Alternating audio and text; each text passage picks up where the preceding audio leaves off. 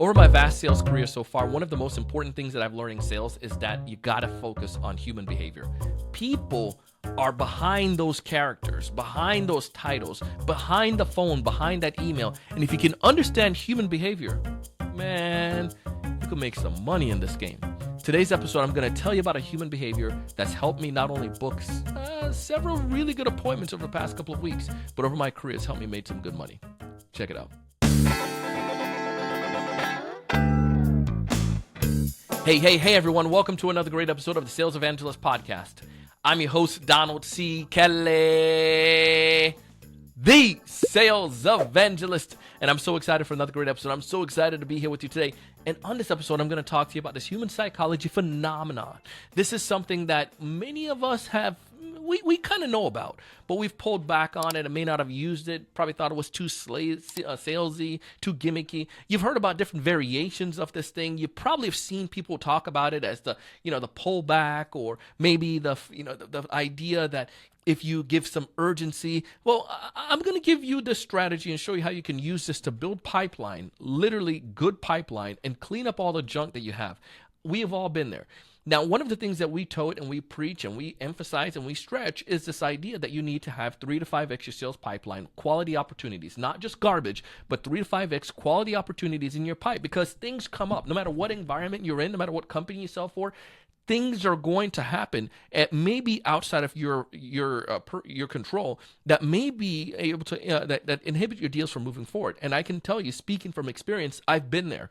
Have a deal that I'm working on, and I'm just so excited for it, so pumped for it. But then all of a sudden, come to the end of this thing, this deal just collapsed. Maybe the people went to different companies. Maybe the initiative changed. Maybe they got bought out, or just maybe something internally happened that I literally had no control over. And you've been there as well. But you want to make sure that your whole quarter, your whole month is not riding on just one deal. You want to make sure you have more. And this is why we say 3 to 5x your pipeline with quality opportunity. Again, not junk, with quality opportunity. Now, one of the things that we do to help people with this is we have a sales mastermind and we have a LinkedIn prospecting course. Both of these are starting up in August.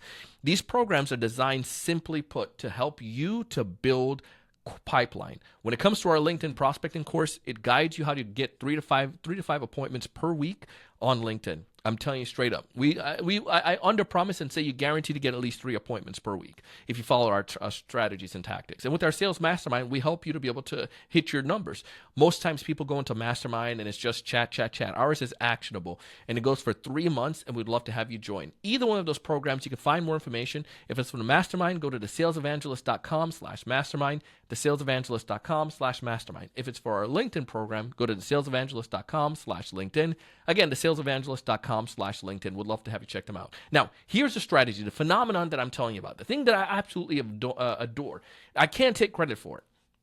When I first started off my career, I worked in medical field, I worked in the IT world, and I eventually landed in a software space.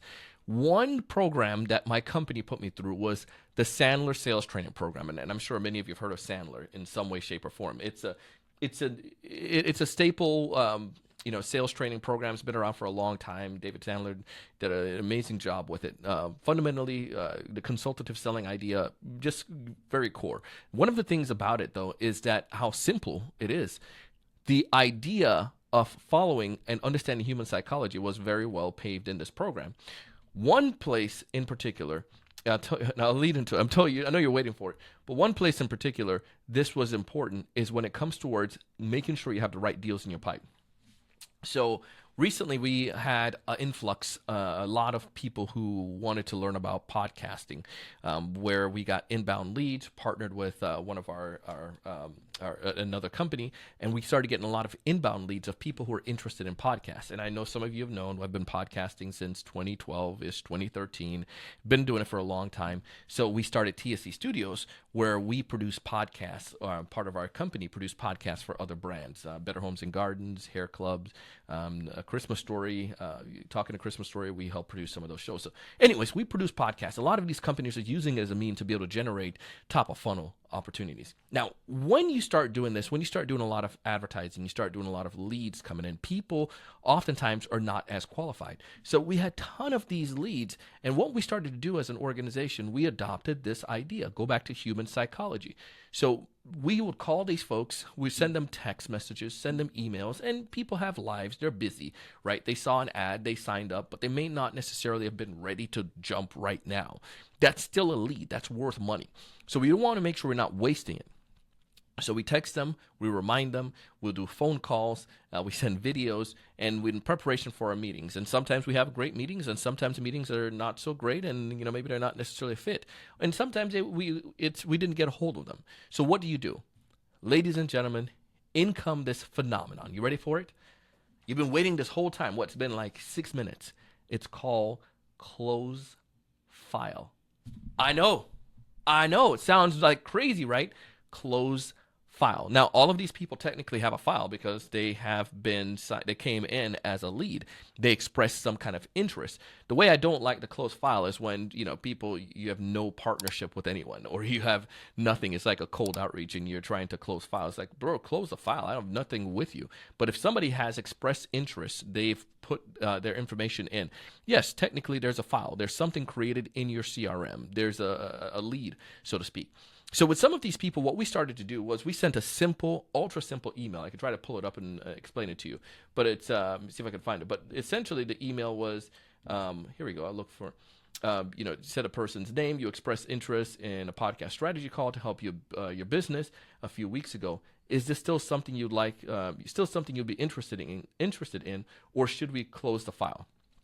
Now, some of them, there were bad emails, so then it was bouncing back, which helps us as well. So we recognize that a good chunk of them, the email address weren't correct in the first place, or maybe they bounced back before, or whatnot, or for whatever reason, the emails are not good. So that cleared part of the list.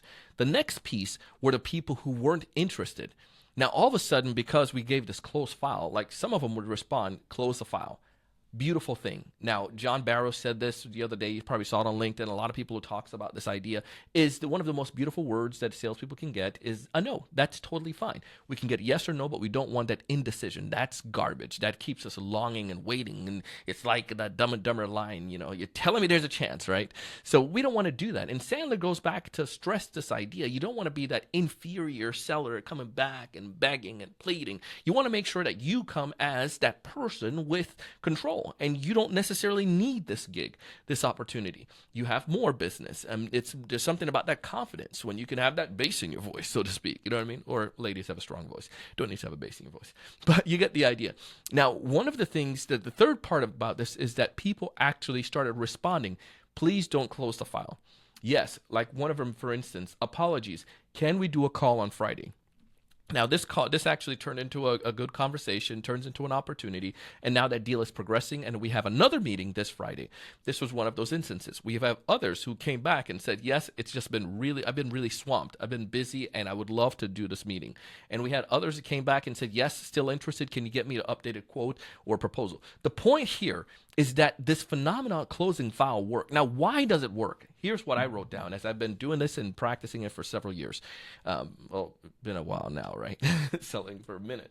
But one of the things that, and this is why I put that it still works, because sometimes I've not done it as consistently, but in this situation, it needed to happen. We needed to either, you progress or you're not. You poop or get off the toilet, essentially. One of the big ones that I saw was the FOMO. People are afraid of missing out. They hadn't had a conversation with us yet. They've heard about us. They like us. They just haven't had the chance to sit down. It wasn't a big, strong priority, but they didn't want the opportunity to miss out of potentially working with us as an organization. So that FOMO, and your prospects are in that same situation too. Some of them just have FOMO. Even if they don't necessarily know all the details about you, the idea of you closing something and taking it away from them makes them want it even more so.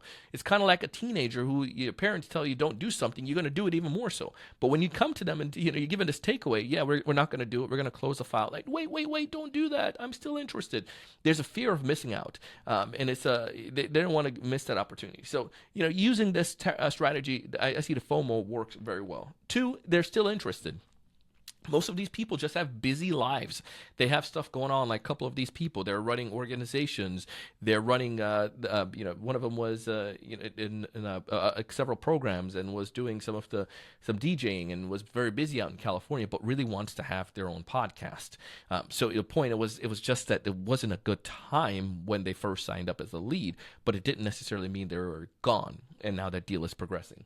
And the third thing that I saw that came from this, kind of tie back to the second about maybe it's just not the good timing, is just the fact that they may have missed it before. When you think about this, we're getting more emails now than ever. We're getting more phone calls now than ever. We're getting more text, and we're getting hit from several different areas. And if you're filling out a lead on social, you're probably going to get hit up by several different companies at the same time.